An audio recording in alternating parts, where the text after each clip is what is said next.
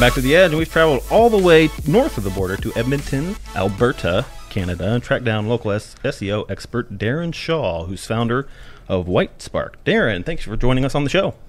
Thanks for having me. So Darren founded Whitespark back in 2005, and it was originally a web design shop, right? It was, yeah. So we started as a web design shop. We were doing websites for local businesses for about the first 5 years of operation. And then, in about 2010, we shifted out of doing the web work and focused strictly on SEO work. Interesting. So, and then I also understand that you didn't exactly major in this. None of us really do in digital marketing, but you have a degree in anthropology? I do, yeah. So I tried to get a degree in computing science, but I didn't do very well. They kept kicking me out, and so I ended up... at the time, I was working as a network administrator at the university, yep. And so I was actually working on the Dean of Arts computer. His email wasn't working or something, so I was helping him out with that, and I told him, actually, I just got kicked out of university. And he's like, oh, well, if you write a letter, I can get you back in. And so I wrote a letter, and he got me into arts, and I had to pick a major, and I picked anthropology. Yeah. That's one way to do it. That's one way to do it. The irony there is now you're still studying people's behavior just online, right? That's right. Yeah, I guess. So what was the kind of the creation point of Whitespark? What made you create Whitespark? So yeah, in university, I was building websites, and that's actually one of the reasons why I didn't do very well in academically, is because I was so busy just making websites. I would skip classes to hang out in the lab and fiddle around with HTML and JavaScript and making stuff. And so that just sort of led into people knowing that I could do this. This is back in 1996. So people knew that I could do that. And so I was one of the first people, and I started building websites for companies. And then by the time I graduated, I had so many companies and referrals. To me personally, I decided to just start a freelance business. Yeah, so you started out the web design shop, and what sparked the local SEO interest? So yeah, building websites for local businesses. I worked with a hair salon, a local shoe store, a local moving company, and so they're all interested in, well, what is this pack of local businesses? How do I get ranked in there? And so I really started focusing on that, helping them with it, and learning as much as I could about it. And, did a lot of that work in about 2008, 2007. And then in 2010, we built software called the Local Citation Finder. So this is a competitive analysis software that helps you analyze the business listings of your top competitors, comparing them against your business listings, so you can see, the ones that the top ranked people have that you don't have, and then you can go and get them. So when we launched that in 2010 as free software, it just kind of put our company on the map, where all the local experts were talking about the software and promoting it, and I got in touch with everybody, and I started to learn about it, and then that led to speaking engagements, and eventually building websites for people was an annoying thing to do, and so we stopped doing it and just sort of rolled into SEO services and software. And now you're doing MozCon. Yeah, well, I did it once as a community speaker. I know. I saw some of I went through your slideshare from that. It was really interesting. Oh, thanks. Yeah.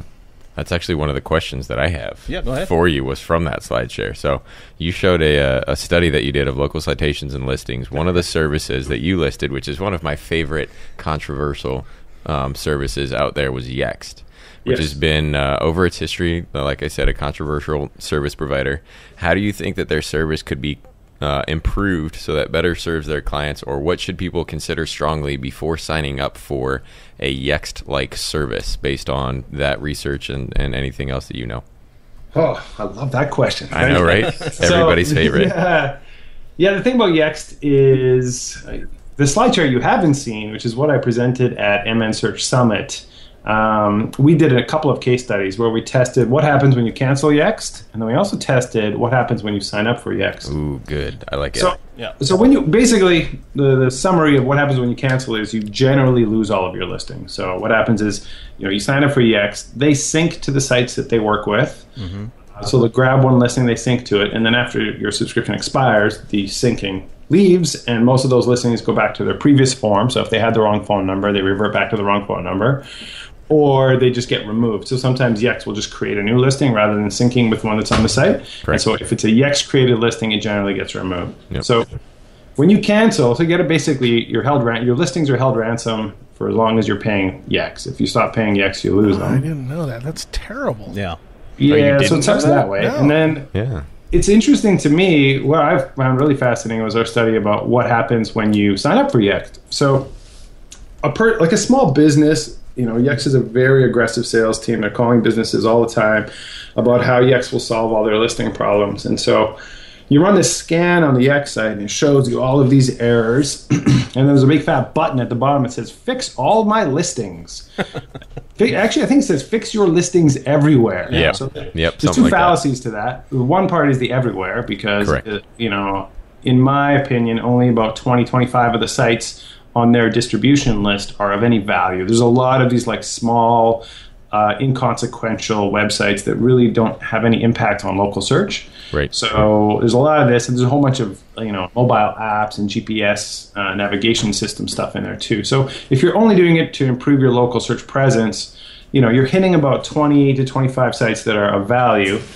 And so that's the everywhere part. And the other part is to fix your listing. So what we found is that when we sign up, we took a business that had a pretty messy citation profile. We did a complete audit of all of their listings within the Yext network, like on the Yext sites, and we signed them up to Yext to see what happened. And then what we saw was really interesting. So what Yext often does is they'll claim a listing on the site, but they leave the 4 incorrect ones on the site. They're just still sitting there. Yep. And so they did that across about 20 different sites that we looked at, where they didn't really fix the problem, because although they've made a new listing that does have the correct information, all the incorrect listings are still there. So that's research that we're going to be publishing soon. And so Well, and this stuff. Hey, that's Darren, a lot of you're- negative stuff about Yext. Well, I'll sure. tell you where Yext is awesome. Okay. I actually recommend Yext in this instance. Let's say you are a multi-location brand and you have 500 plus locations, even 300 plus locations. It is impossible for you to manually go through 50 different websites Right. for hundreds and 300 hundreds of locations. locations and claim and update and keep all of that information accurate and up to date. And not only that, you have businesses, you have locations that are opening, locations that are closing, locations that change their hours. They have specialty hours at Christmas time. All of that stuff can be managed in the Yext dashboard with the push of a button. So if you're a multi-location business, the benefits of Yext are incredible. And they also have this duplicate suppression option at the enterprise level. I've seen amazing things from that, where a brand that has 10,000 locations, they get this report from Yext saying, oh, we found 400,000 duplicates across our network. Do you want to delete them? Yes. You press a button, boom, they're all gone.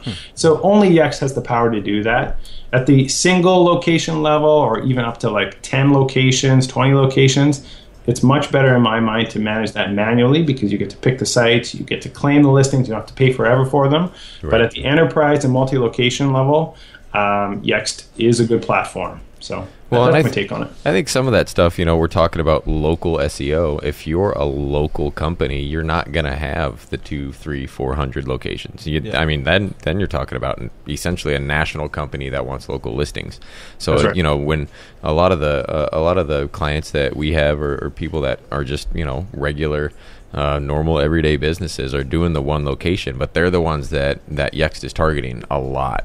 Those are the ones because they know that they're going to pick up the phone, or that they're going to continue to carry on that conversation, whereas it's a little bit more difficult to get a hold of somebody that's going to be able to talk to them with the 300 location franchise kind of scenario. So it's really important. The sales team is aggressively targeting small businesses, and that's where it bothers Yext's aggressive sales model and marketing seems a bit misleading to me, and so I don't really like them in that space. But Right. in the enterprise space, Definitely makes sense. Sure. Yeah.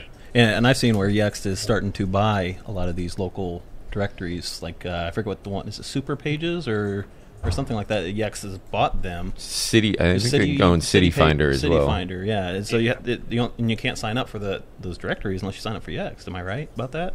That is correct. I think there's about 7 of them that are completely sold out to Yext. And so the only way to get a listing on that site, or to claim your listing or update your listing, is to go through Yext. And so when that happens, most businesses, my recommendation is to ignore those sites because they're not usually of that much value. Yahoo was a big one that was a real pain for a while. Yep, that is true. And it was important enough that people cared about it, but we were always able to find workarounds for our manual service. Here's a curious question. So, from a local SEO standpoint, some directories are obviously still valid at providing backlinks and validation and authority, but from a user standpoint, do directories, what percentage of them, do people go out to all these wacky, weird directories and look for stuff?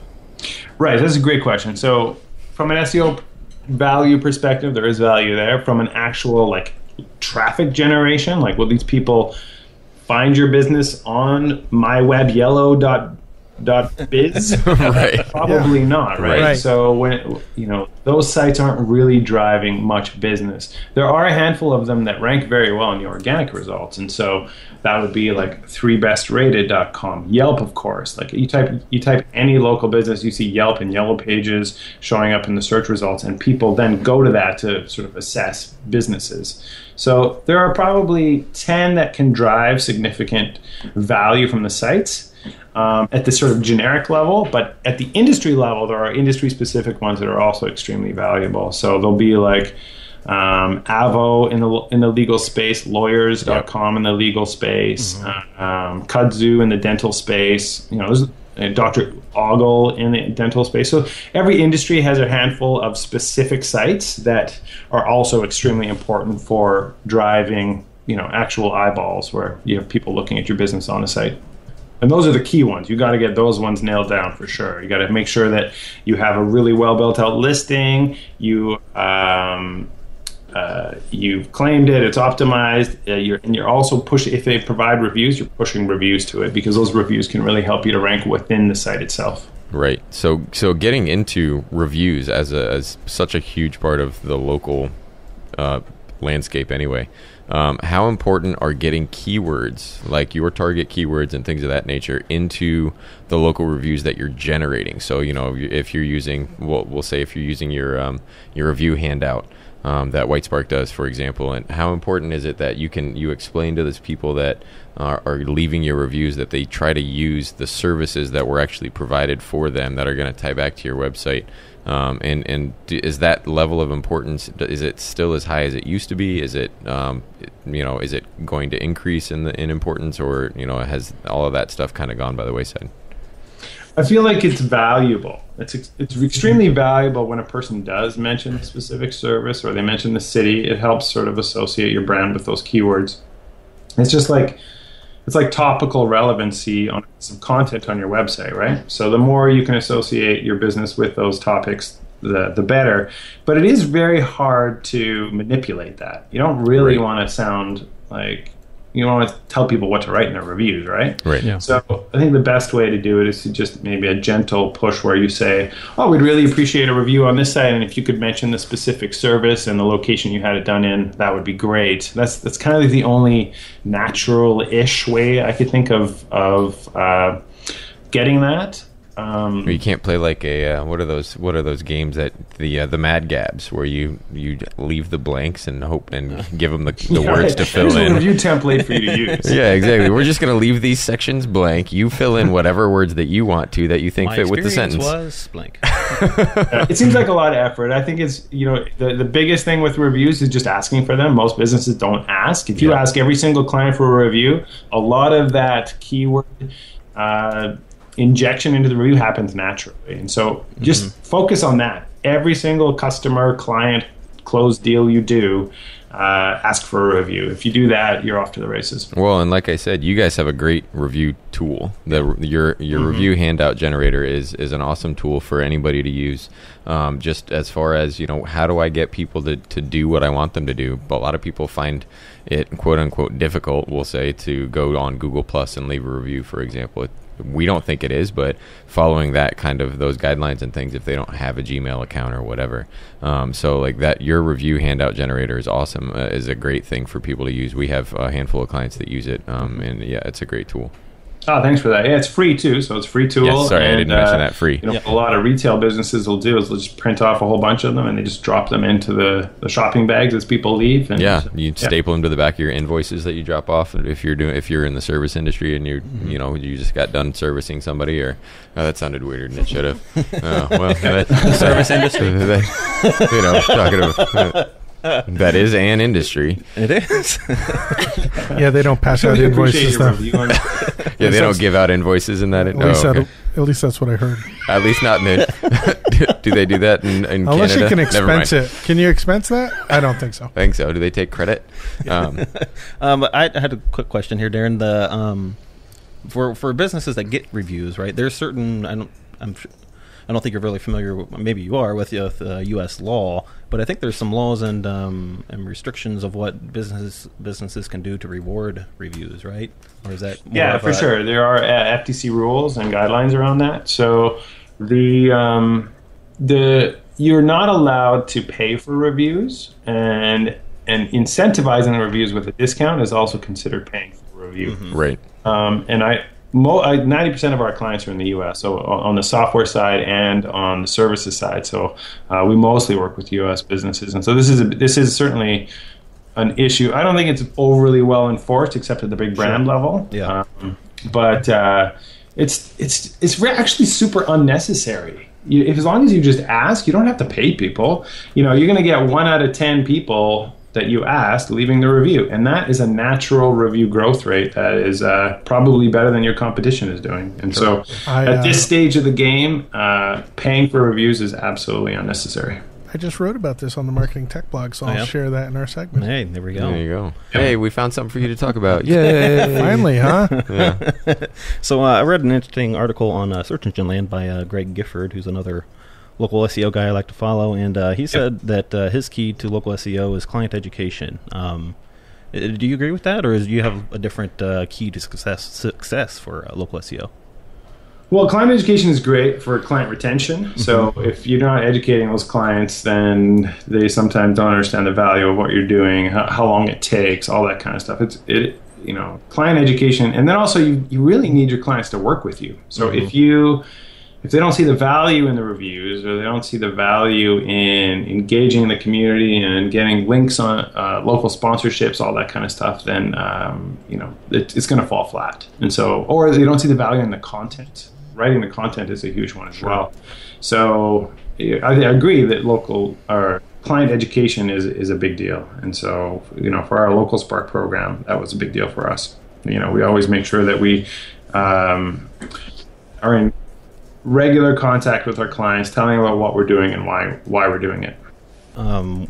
I've got a question here from Caleb, who's one of our SEO techs here, and he says that he feels like one of the hardest parts about being a business owner is soliciting those positive reviews, because business owners kind of feel like that people are going to provide negative ones more so than positive ones. What's kind of your experience with that, to get businesses to feel more comfortable about asking for reviews and being more confident that they're going to be positive versus the negative side? We'll have a good solution for that. We have a software system called the Reputation Builder. Yep. And so the way it works is after a customer, you close a deal with a customer, you just put their name and email into the system, and then they get an email that says, thanks for doing business with us today. We hope you had a great experience. How likely would you be to recommend us to a friend?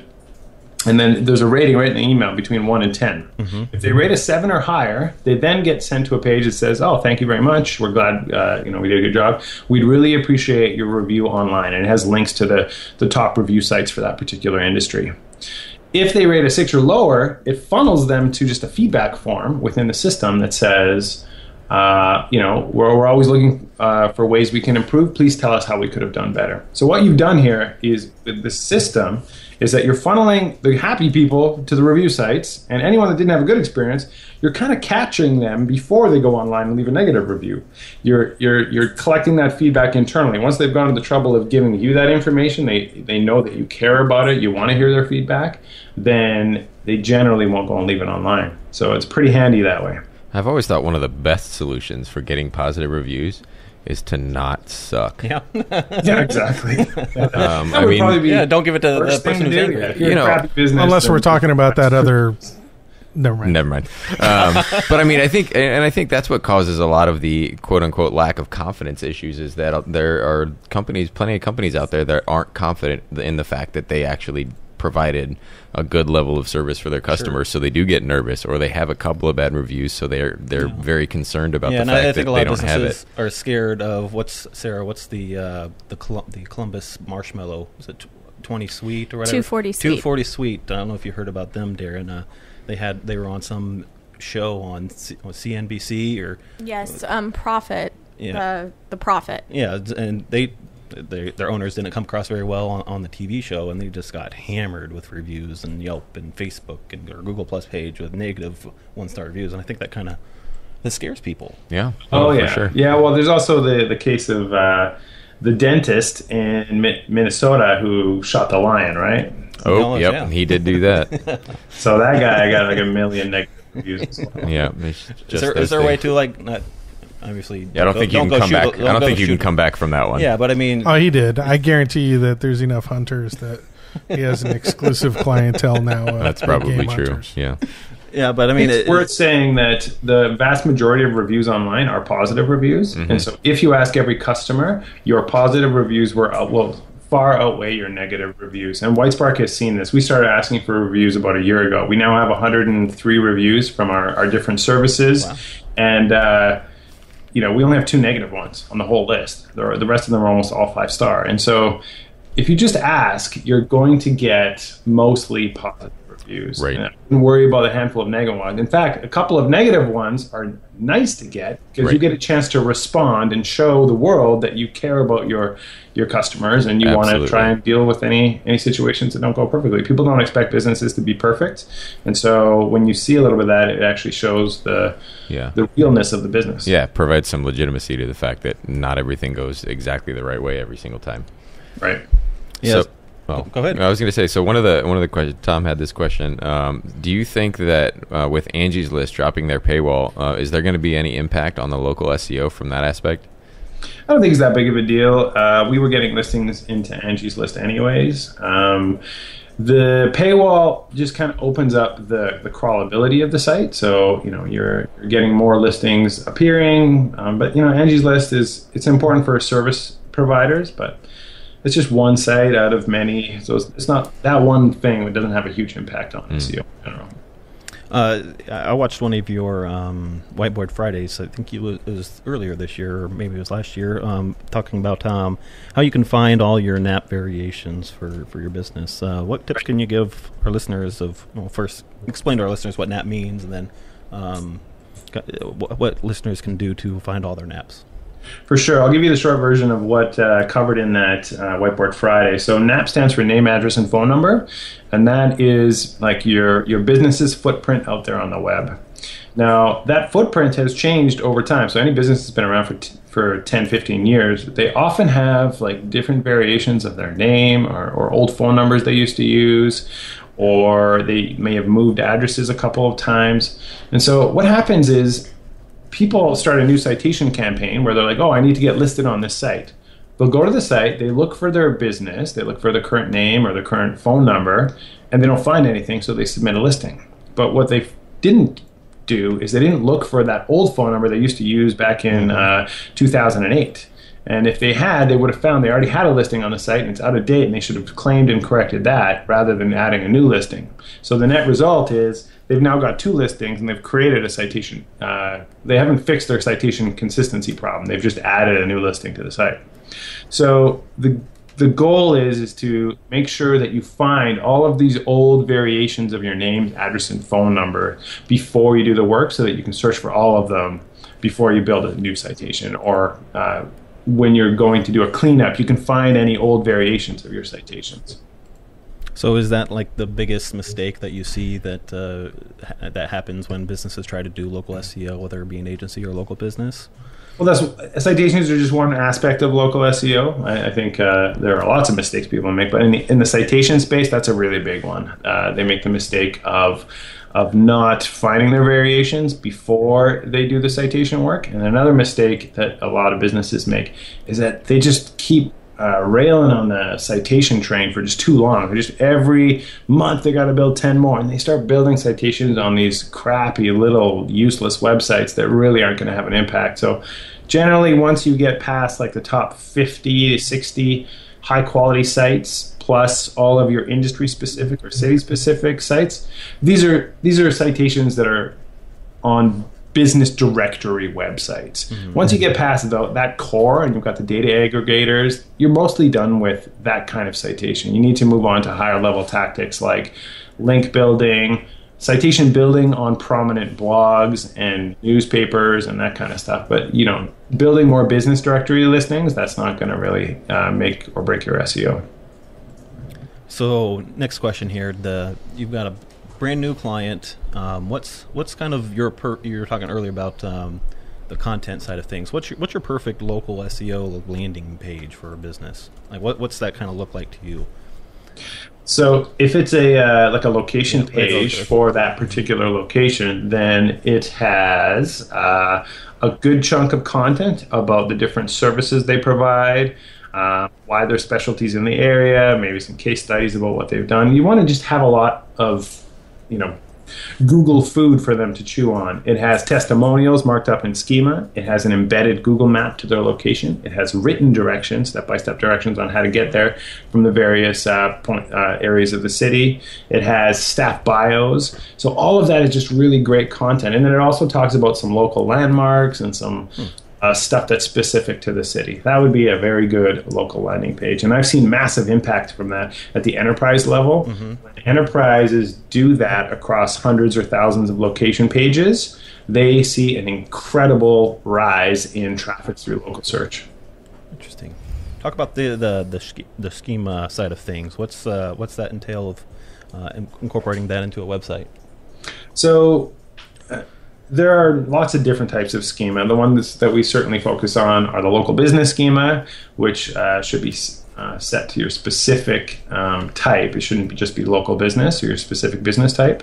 And then that's just getting your name address more. That in itself doesn't generally improve SEO. It's just kind of like handing Google your business card, making sure that they're matching your website with the entity of your business in their database.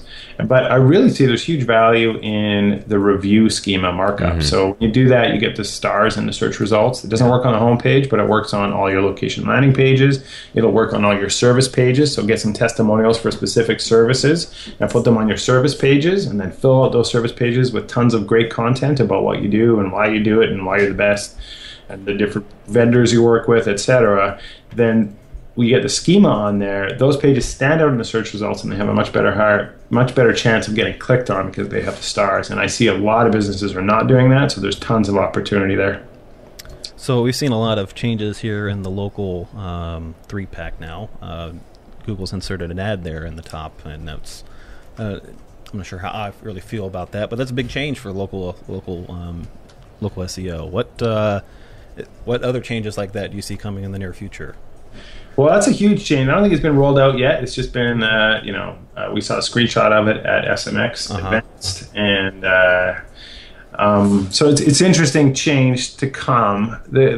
We also see stuff like in San Francisco. They've got the plumbers, and there's a couple other industries, locksmiths, I think, that are strictly pay to play. So they've got this. The whole local pack is just paid. So it'd be interesting to see if local goes that way. That won't be the end of local search, because local organic search is really a huge part of local search right now. So ranking in the organic results in your city for your specific services is always going to be a huge deal. I think the big thing that's going to be interesting is voice search. Yeah. As we continue to progress, at what point do you get to this where you don't really go to your desktop and say, show me the best plumbers in Seattle? You just talk to your phone and you say, hey, which plumber should I hire? And then based on your personalization, your friends network, your history, your annual income, it just gives you one result. Eventually, all of these search platforms will get better and better in giving you the one best result. That is an interesting world for local search and just search in general. Like what happens when there just aren't choices? It just becomes one result. Then you're fighting so hard to be that one result, but you're only that one result to one specific segment of people. So I guess the SEO becomes widening your segment so you can be the one result for more people. It really changes SEO at that point. Well, let's get into the fun stuff. So we've got a handful of quote unquote fun questions that we always want to get into. So mine that I thought of earlier came to me in a vision, and by a vision I mean South Park. Do you watch South Park? Not religiously. I've certainly seen enough episodes, but I haven't seen all of them. Have you seen the episode about the Yelp reviewers? No, I haven't, but I've seen a really great Nathan For You about Yelp reviews. Oh, yeah? What's Nathan For You? Is that what you said? Nathan For You is a great show. He's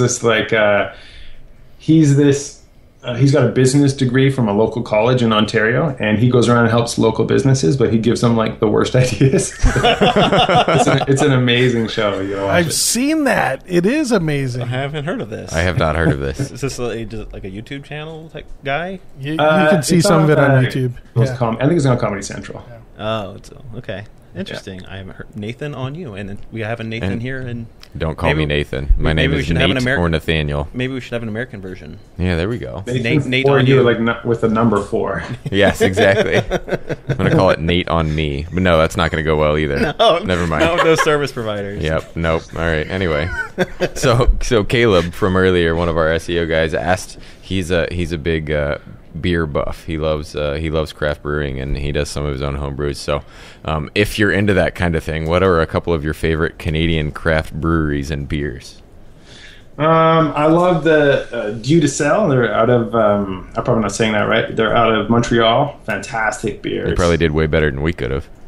Yeah, it's an amazing brewery. They make some of the best beers in the world, really.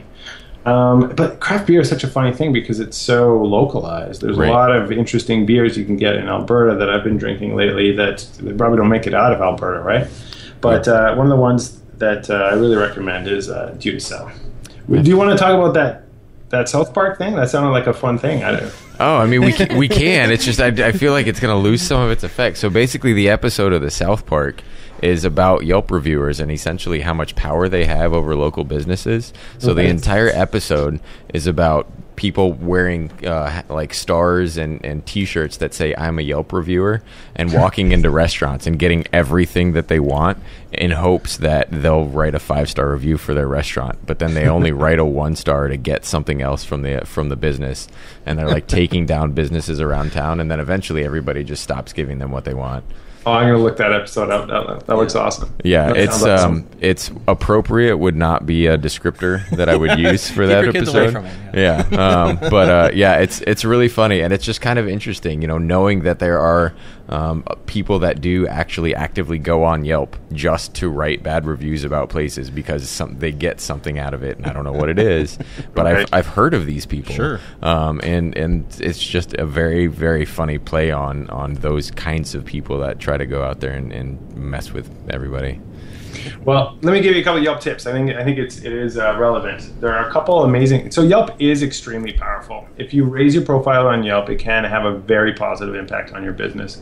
The biggest thing is that if you just ask all of your customers for a Yelp review, most of those will get filtered because Yelp's filter is so strong. Right. So what we do is there's a little thing on Yelp that says Find Friends on Yelp. So we just put our customer's email address into the Find Friends on Yelp, and if they're an active Yelper, we send them the Yelp review ask, but we don't ask anybody else. So that's a big one. You can even load up a whole mailing list. You just connect it to your Google account. Oh. Yeah. So that's a good tip. Another thing is we talked about the people wearing shirts. Those are basically Yelp elites. And so you can also hold an event for Yelp elites. So in certain industries, you just bring a whole bunch of Yelp elites to your business and you wine and dine them, and that can result in some good reviews from some heavy hitters. Wow. Yep. So that sounds like I went to college exactly with the local Yelp elite person here in Indianapolis. So right. Yeah. So So one of my I'm going to open up. Tom's going to open up. Share a secret here. One of my all-time favorite things in the world is to put on a fresh pair of socks for the first time, like that brand new, right out of the package, white, no cut or low cut. No cut. They're actually just thread. Yes, that's like heaven. And I saw that you're a fan of fancy socks in your bio. So what's Darren's favorite socks?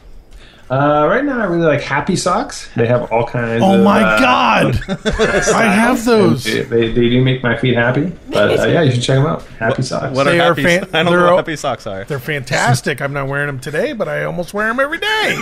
They make you that happy? Yes, they're Just colorful. Google it. Happy Socks. All kinds of awesome designs. Wow. What's so happy about them? Yeah. The They have a the great designs. fit. Yeah. Yeah, they fit great. They don't fall down, and it's mostly the designs that I like about them. Are they more like dress sock type things? Or are they more like athletic socks? No, they'd be more like casual socks. Casual socks? Tom's really into this sock I I conversation. love socks. Yeah, but you don't wash them first. No. You take them They get straight rid out of the bag. Yeah. Ugh, I Get can't that, do that. soft cottony feel. Once you get them in the washer, then they're no good. That seems weird to me that I you would just- wash socks before you wear them. Yeah. Are you kidding me? I don't want a bunch of sweat off of some kids in Zimbabwe on my feet. I don't. Where do you buy your socks from? Happy socks. I don't know. All right, I got to look this up now just to see I don't where know they're. that where kids they're are chained to desks in Zimbabwe making my socks. I was going to say I don't think Happy Socks wants any Yeah, I part bought- of this I conversation bought right some now. socks, some socks at Sam's Club. They were the best. I probably need to go back and buy like 3 pairs. If I had enough money, I don't think I'd rewear 1 pair of socks. I'm kind of with you. New socks are like nice and padded and Yes. everything. Yeah, like the worst is white socks that start to get worn out. I know. They get Yeah. yeah. Yeah. I know. Happy Socks. All right. So while Nate's looking up Happy Socks, I saw that you're also obsessed with Nature's Path Optimum cereal. Yeah, I eat that every day for breakfast. I have the exact same breakfast almost every single day, unless my wife makes some kind of fancy breakfast. But yeah, it's good cereal. It's got lots of protein, lots of good stuff in it. So I have that with some hemp hearts and blueberries almost every single morning. You say ham parts? Hemp Oh, hearts. hemp hearts. I thought you said ham parts. I thought he said ham parts Like too. cereal with ham. Like I know they do weird stuff up in Some Canada. pig's feet and some pig's ears in there. It's delicious. Yeah, we're not going to judge. Only at least not on the phone. So what's a hemp heart? Hemp heart. So hemp is the Yeah, plant, the sure. marijuana plant, but these are completely not marijuana-ish. hemp is just a likely story. magical That's why material, but the hemp why hearts he eats it themselves are every day. extremely nutritious and have all kinds of good stuff in them. Lots of good omega-3 oils and all that business. Would you consider Very them healthy breakfast. addicting? Say that again? I said, would you consider them addicting? Not really. No. Okay, no, I was no. just making sure. Yeah. Also, Happy Socks are made in Sweden. And made in Sweden. Huh? That makes I don't sense. want Swedish sweat on my socks. I want to wash them first. That's strange to me. You, And I use dryer sheets I so want they you to go smell buy good. a brand new pair of socks I'm not doing it. and put them on. I'm not doing it. Just do That's as bad as going and buying a used book. I cannot do that. Really? Oh my god, that's disgusting. I don't know whose fingers have been through that, leafing through those pages. With sweat? They were Yes. eating Kentucky Fried Chicken and reading the book last time. Yeah, and people give me books sometimes, and I literally just put them somewhere, and then I go buy them on Amazon. I want to play a game where you draw what the person looks like that you thought read your book last. That's a fun be a game. terribly disgusting person. I know. I just want to see it in live form. All right, so last fun question here. We had Ollie Gardner on, and I know he's a fellow Canadian like yourself, and our co-host couldn't pronounce the word poutine. Oh, Oh yeah. my the god, it last was time we were terrible. on. And so we found out that Ollie was is lactose intolerant, I believe, Yep. and he couldn't eat the cheese curds that come on a poutine. And so Caleb wanted to know, the last time we had Ollie Gardner on, where's the best place to get poutine in Canada? And if you say you're lactose intolerant, I'm going to assume that everybody in Canada is lactose intolerant. But Edmonton, No, I love some poutine. Okay. Definitely the best place to get poutine in Canada is going to be Montreal somewhere. I can't give you the name, or actually it'll be in Quebec somewhere. So Quebec. anywhere in Quebec, you can probably get it in lots of great places. In my neck of the woods, in Edmonton, there's a place called La Poutine, which is a very Quebecois style poutine. But I also love the poutine at Costco. It's just like cheap poutine. Yeah, that's So fair. I It's do probably like that. better. It's probably And then better up there's this there. place in Canmore, which is amazing for poutine as well. now what's your favorite, toppings on poutine? I like to keep it simple. It's just basically fries, the regular poutine gravy, and the cheese curds. Nice. So what other styles of... I think you just said something about a style of poutine. There are different styles? There are lots, yeah. So at La Poutine, they have like a whole menu of stuff. You can get one with like chicken gravy and peas. You can get one with Montreal smoked meat thrown in there. Oh, wow. They have all kinds of stuff. Wow. Those sound death killed, awful for you. No, it's literally, I said it on the Ollie show, it's literally like the one terrible food export from Canada. Like Right. usually we're giving all our crap to Canada and they're giving us like healthy bacon and everything else. Right. But it's our way of, Hemp I hearts. think it's their way of just making us die quicker, So Yeah, it is not good food. You don't want to eat much of that. Yep, that and polar bears. Yeah. So, Darren, you see that you speak a lot across the country, North America. Where you got any other speaking engagements coming up soon? So I'm going to go speak at Local U in New Orleans on October 20th and 21st. So it's a Local U Advanced. So if you're into local search, it basically has the best lineup, the best content in the local search industry. That conference is amazing. So Who hosts that one? for that. Say that again. Is that tied with Moz? I've heard of So Local U. U is a local university. It's an organization put together, originally established by David Mim, Mike Blumenthal, Mike Ramsey, Will Scott, Aaron Wyke, Mary Bowling, and a handful of other people, Ed Reese. And so that organization is strictly focused on local search education, and they put on these shows across the U.S. I think Cool. probably about 10 per year. They do a lot for small businesses, so it's a more basic one, and they do these advanced shows, which are more for agencies and SEOs that are just want to learn more about local search in particular. Cool. Do you know what you're speaking about yet? Or Yes, that one I'm speaking about enterprise listing management, so managing listings at scale. So Yeah. you mentioned a couple of the tools that you guys had on Whitespark earlier. Just want to give another plug here before we wrap up. Sure. Go ahead through some of those tools you guys have. So we have a local citation finder. That's the one that does competitive analysis of your listings and shows you, the ones that you're missing that your top competitors have. We have a local rank tracking system, which you can track rankings at the city level, at the zip code level, to see where you're ranking for various terms. We have the reputation builder, which is that one that does the rating and then funnels people to review sites or to a feedback form.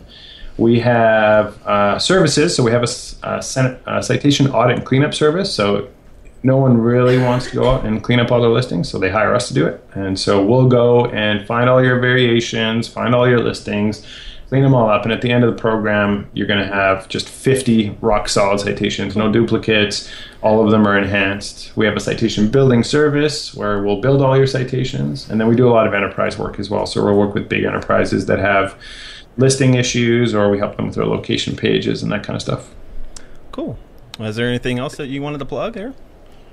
I think I just plugged it all, Cool. the whole thing. All right. Well, Twitter, Facebook. yeah. What's your Twitter handle? It's Darren Oh yeah, so you can Shaw. find me on Twitter at Darren Shaw _. So Darren Shaw was taken by some realtor in Ontario, so I got Darren Shaw _ Was he verified on Twitter? I don't know if he's verified, but I tried to buy it up from him, but he's got a decent amount of followers and he's pretty active, so he's not interested. No, that's too bad. Well, that's too bad. Yeah. Yeah. So thanks so much for joining us on the show today. So everyone, go check out it's whitespark.ca website there they got lots of great information and the tools that Darren just mentioned. Lots of great stuff there and great resources. So.